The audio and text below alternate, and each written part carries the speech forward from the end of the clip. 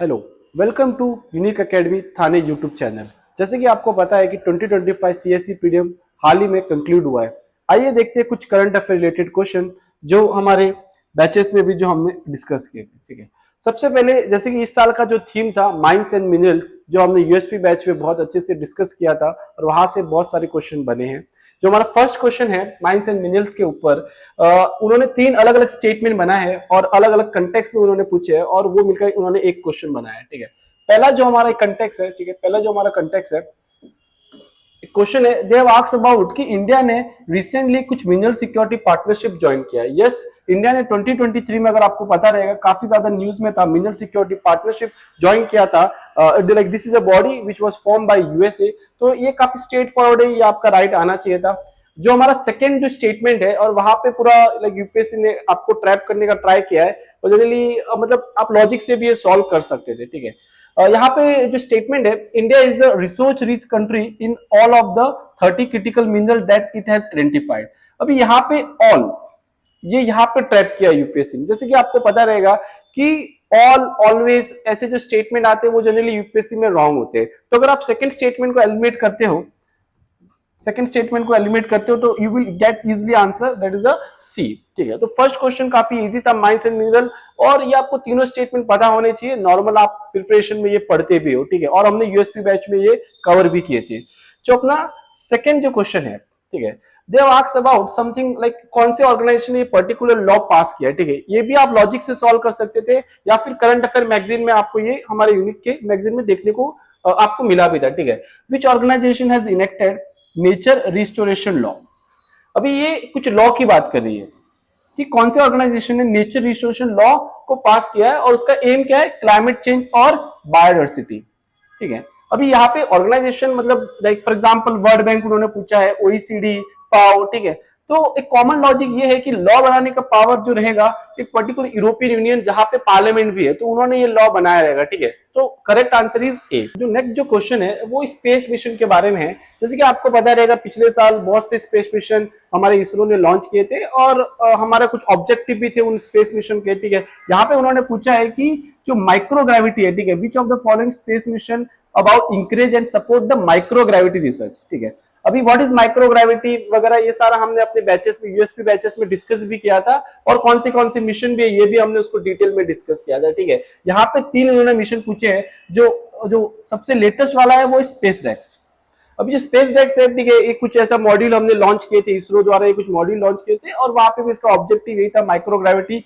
गगनयान जो है इसका भी ऑब्जेक्टिव सिमिलर है, और एक्सियम 4 मिशन है, इसका भी ऑब्जेक्टिव सिमिलर है कि माइक्रोग्रेविटी पे एक्सपेरिमेंट करना। ठीक है, तो the correct answer will be सी।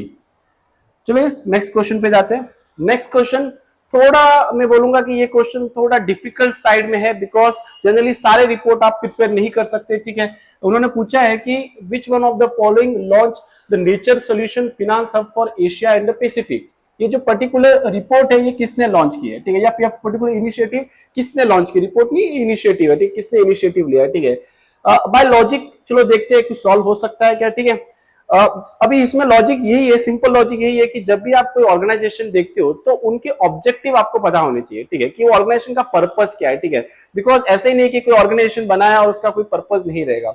सबसे पहले एक ऑर्गेनाइजेशन यहाँ पे अगर आप देखोगे, द न्यू डेवलपमेंट बैंक। अभी एनडीबी बैंक अगर आपको पता रहेगा ब्रिक्स ने बनाया है, ब्रिक्स। ठीक है, ब्रिक्स जैसे इंस्टीट्यूशन है, और उसका पर्पस है कंट्री को बैलेंस ऑफ पेमेंट, जब भी प्रॉब्लम होगा बैलेंस ऑफ पेमेंट का, तब उनको हेल्प करना। तो obviously NDB will not be the answer. IBRD जो वर्ल्ड बैंक ग्रुप का एक आर्म है, कॉमर्शियल एक आर्म है, ठीक है, डेवलपमेंट के तौर पे हेल्प करता है, तो this will be not be there. ठीक है, बहुत से लोगों ने आइदर ए और बी में मार्क किया है। अभी बी में अगर आप देखोगे they are talking about the infrastructure, और यहाँ पे अगर लॉजिक अगर आप देखोगे नेचर की बात हो रही है। ठीक है, तो most probable will be A. But again I will say ये क्वेश्चन थोड़ा डिफिकल्ट था। ठीक है, वहां पे एग्जाम के प्रेशर में गैस करना थोड़ा डिफिकल्ट बन सकता है। ठीक है, तो अगर आपने ए या बी मार्क किया है तो इसमें गिल्ट देने की जरूरत आपको नहीं है। ठीक है, चलो नेक्स्ट क्वेश्चन पे बढ़ते हैं। ठीक है, नेक्स्ट जो हमारा क्वेश्चन है वो है कि they are asking about something alternative power train vehicle. इनमें से कौन सा अल्टरनेटिव पावर ट्रेन व्हीकल है। अब ये प्रिपरेशन में नॉर्मली आप नहीं करते कि ये क्या है अल्टरनेटिव। ठीक है, देखते हैं इसका आंसर क्या है। अल्टरनेटिव जब भी आप सुनते हो इसका मतलब क्या है कि जो हमारा नॉर्मल लाइक जो भी फ्यूल है उसके कुछ हमने अल्टरनेटिव बनाए रहेंगे। जो हमारा फॉसिल फ्यूल यूज करते हैं हम नॉर्मल, उसका कुछ अल्टरनेटिव रहेगा, ठीक है। तो यहाँ पे अगर आप देखोगे फर्स्ट जो हमारा अल्टरनेटिव फ्यूल है that is a full battery electric vehicle. Yes, electric vehicle जो है वो अल्टरनेटिव है फॉसिल फ्यूल का। Hydrogen fuel is also alternative for the like it is a fossil fuel. Third is a fuel cell electric hybrid vehicle. Yes, जो अपना hybrid vehicle है वो भी एक अल्टरनेटिव है नॉर्मल अपने फॉसिल फ्यूल बेस्ड व्हीकल का, ठीक है। तो आंसर विल बी सी। तो ये काफी इजी था। अगर नॉर्मल अगर आप अपने अंडरस्टैंडिंग से भी जाओगे ऐसे जनरल क्वेश्चन का आंसर सी रहता है। ये एक ट्रेंड आपने देखा रहेगा यूपीएससी में, ठीक है। नेक्स्ट जो क्वेश्चन है, अभी ये एक यूपीएससी का फेवरेट एक थीम है जहां पे वो कुछ स्टेटमेंट या फिर कुछ टर्म्स उठा के आपको पूछेगी ये पर्टिकुलर टर्म्स क्या है, ठीक है। उन्होंने 3 यहाँ पे टर्म पूछे हैं, CL20, HMX, LLM-105। ये क्या है या फिर ये किससे रिलेटेड है, ठीक है। Answer will be B. Answer will be B. This are explosive in military weapon, ठीक है। बट ये भी एक टफ क्वेश्चन कैटेगरी में आते हैं बिकॉज ये प्रिपरेशन करना थोड़ा डिफिकल्ट हो जाता है, ठीक है। तो इसका आंसर बी है। आप अपने आंसर की में मार्क कर सकते हो, ठीक है। नेक्स्ट जो क्वेश्चन है, अभी नेक्स्ट जो क्वेश्चन है international north south transport corridor. ये सबका राइट आना चाहिए था बिकॉज ये आप नॉर्मल प्रिपरेशन जब आप करते हो तो आप ये पढ़ते ही हो, ठीक है। अगर आप देखोगे international north south transport corridor क्या है ये हम डिटेल में करंट अफेयर लेक्चर में डिस्कस करेंगे बाद में, ठीक है। बट लाइक इसका एक कोर थीम है कि हम क्या कर रहे हैं, इंडिया ईरान के जरिए सेंट्रल एशिया को कनेक्ट कर रहा है, ठीक है, ताकि इंडिया को वहां पे एक्सेसिबिलिटी मिल जाए, ठीक है। तो answer will B A. But ये क्वेश्चन आपका राइट आना चाहिए था एग्जाम में, ठीक है, बिकॉज ये काफी साल से न्यूज में यूपीएससी ने पहले भी इसके रिलेटेड क्वेश्चन पूछा है, ठीक है। सिमिलर थीम पे उन्होंने क्वेश्चन इसके ऊपर बनाया है, ठीक है। नेक्स्ट जो हमारा क्वेश्चन है वो है राष्ट्रीय गोकुल मिशन। अब ये जो राष्ट्रीय गोकुल मिशन है ये भी काफी सालों से न्यूज में है, नॉर्मल प्रिपरेशन में आप पढ़ते ही हो, ठीक है। और जो यूपीएससी ने क्वेश्चन बनाया है वो काफी जो जनरल स्टेटमेंट उन्होंने बनाया है, ठीक है। अगर आप यहाँ पे देखोगे फर्स्ट स्टेटमेंट जो उन्होंने पूछा है, it is important for upliftment. अभी there is a normal trend कि जब भी कोई पॉजिटिव स्टेटमेंट रहता है वो यूपीएससी में राइट होता है।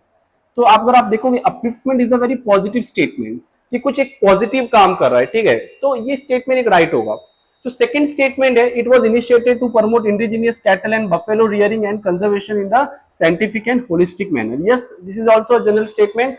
आंसर विल बी सी, ठीक है। तो ये भी आपका राइट आना चाहिए था। सारी जो स्कीम्स है एग्रीकल्चर की जो भी स्कीम्स है, ठीक है, डेयरी फार्मिंग की स्कीम है वो आपको पता होनी चाहिए। और ये यूपीएससी का एक ट्रेंड भी है जिसके ऊपर आप क्वेश्चन बनते हैं, ठीक है। नेक्स्ट जो क्वेश्चन है, नाटो के मेंबर पूछे गए, ठीक है। अभी बहुत से लोगों का आर्ग्यूमेंट ये है कि मतलब नाटो का जो क्वेश्चन है वो न्यूज में है तो ये आपका राइट आना चाहिए, ठीक है। बट आई विल से कि काफी डिफिकल्ट है नाटो की सारी कंट्री को रिमेंबर करना, ठीक है।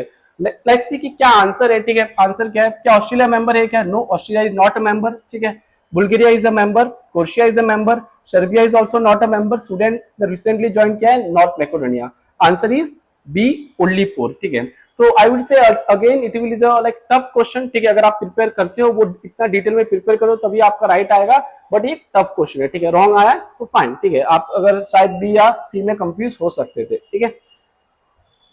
नेक्स्ट जो हमारा क्वेश्चन है ये भी एक टफ कैटेगरी का क्वेश्चन है, ठीक है। बिकॉज उन्होंने पूछा है कि कौन से ईयर यूएन ने डिक्लेयर किए, ठीक है। अभी हाल फिलहाल में अगर आप देखोगे 2023 international year of village like as a UN ने डिक्लेयर किया था, उसी तरह से उन्होंने क्वेश्चन बनाया है, ठीक है।